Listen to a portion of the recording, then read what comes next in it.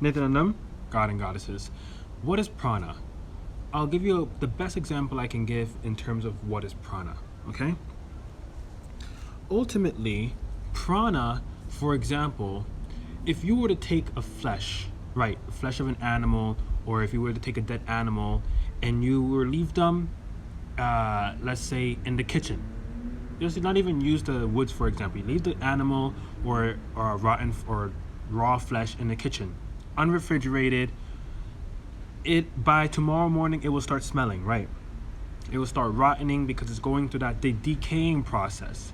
Because the prana the prana value is not high when it comes to flesh, when it comes to animals, and when it comes to let's say grains, rice, dried fruits, these things can last and sustain for not only months but for years. But when it comes to a dead animal or flesh, what ends up happening is that it ends up decaying because it is not able to, not only does it have a low amount of prana in it, but it also does not have the capacity to sustain whatever prana that it has. Now, ultimately, prana means life force.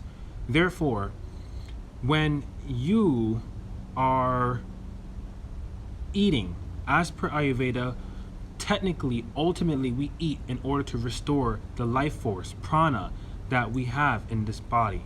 There's a reason why, when it comes to animal flesh, it needs to be kept in some kind of way, whether it's frozen or in the fridge, in order to sustain its physical form.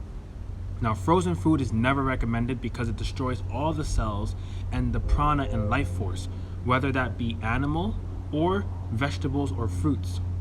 It should never be frozen.